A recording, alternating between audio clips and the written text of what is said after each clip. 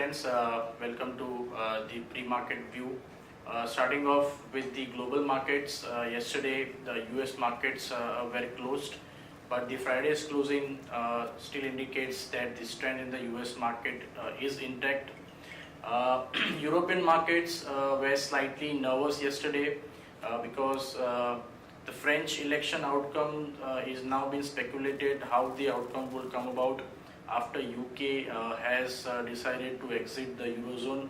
So it could also have some impact on the outcome of the election in France, which is making the market slightly nervous. Apart from that, Asian markets have opened flat and they are slightly trading in the negative zone, as there was no big queue available because of the US markets being closed yesterday.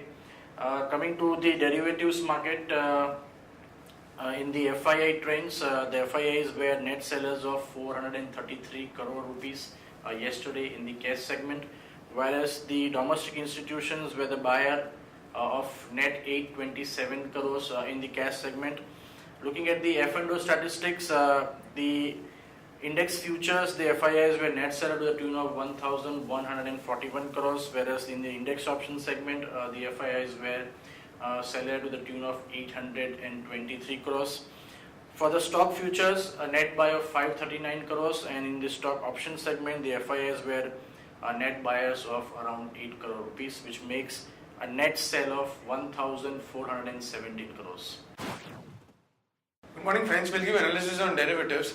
Yesterday's taking mixed views from the international markets. In fact, most of the markets were on the positive side. It was like on positive cues from the international markets. Our market did open on a positive note, and thereon it was stock specific actions. Again, their large cap stocks dominated completely into the market, especially the IT sectors. Soon after the buyback announcement from the TCS, market in the last half an hour to 1 hour have accelerated its gain and eventually closed at 8873.85 with a gain of around half a percentage.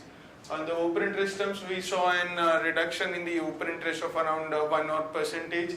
That is Nifty shared around 2.28 lakh shares in the open interest, while cost of carry and now it turned into discount from positive 3.5% to negative 7.5%. That is Nifty premium is currently trading at a discount of 5.5 points compared to the premium of 5.5 points which we saw in day before. That is in the Friday's trading session. That's why we indicated majority of the unwinding which was seen in yesterday's trading session was on the short covering side. Put call ratio increased by 4 basis points from 1.11 to 1.15, and volatility index again inched higher by 1.5% from 13.43 to 13.61 levels.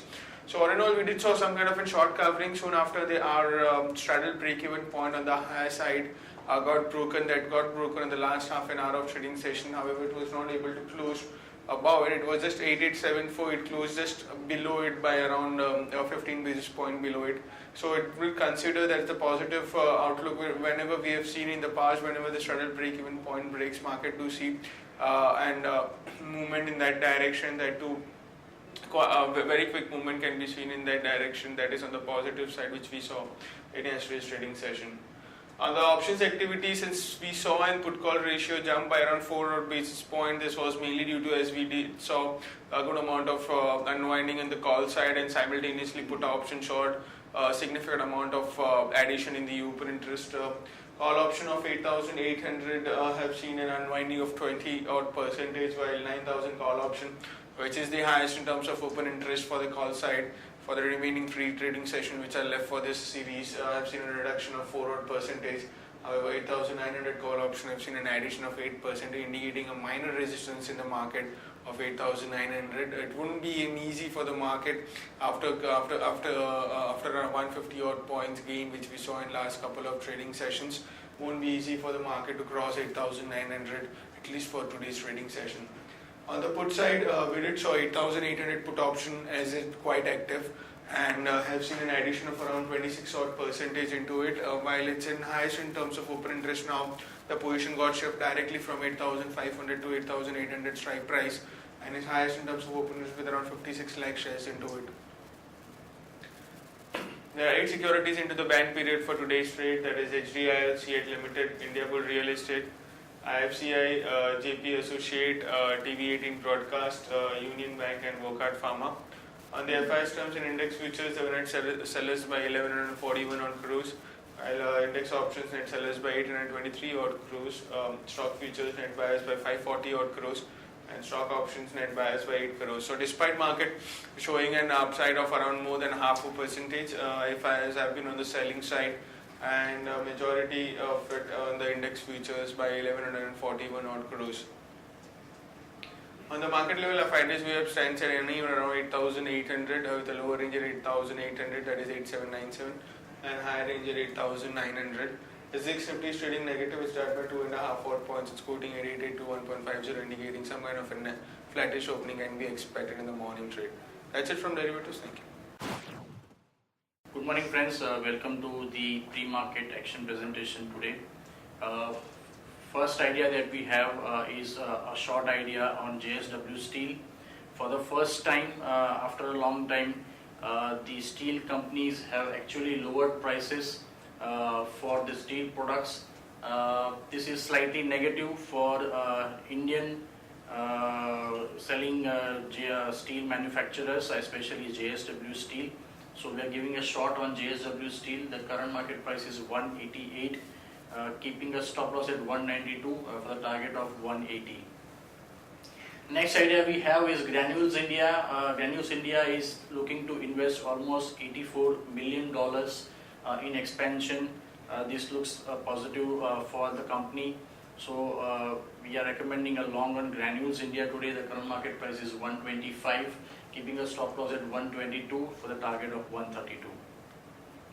Next, Siemens has bagged a very critical order worth rupees 287 crores for the signaling system for the Nagpur Metro.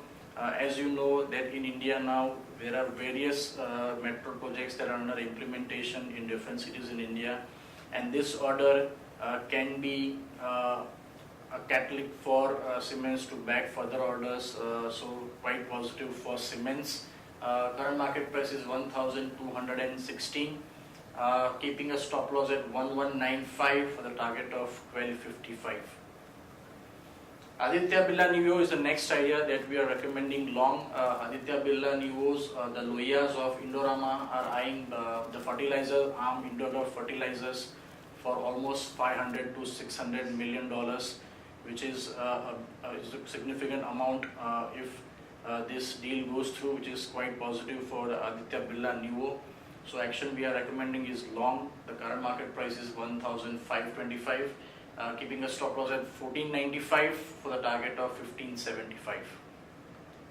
Important news update. Yesterday the TCS board has approved the much speculated buyback. The company is now going to do a buyback of almost rupees 16,000 crore rupees, and the company has 43,000 crore rupees on its balance sheet as cash. If you look at the offer, the maximum price at which the company is planning to do a buyback is rupees 2,850 per share, which translates into a total buyback of 2.85% of the equity capital of the company. Another important news as part of the consolidation, Ahmedabad-based NMCE Commodity Exchange is considering a merger with the ICEX. So you can see consolidation now happening in the exchange businesses. Important announcements coming from the government.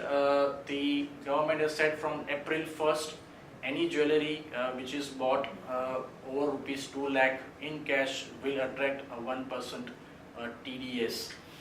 Tata Power is now looking to sell up to 30% stake in its renewable power firm.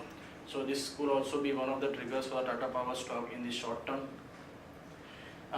Some news coming from Infosys. The Infosys is now planning to prove the whistleblower allegations that the company had overpaid for the $200 million Panaya deal.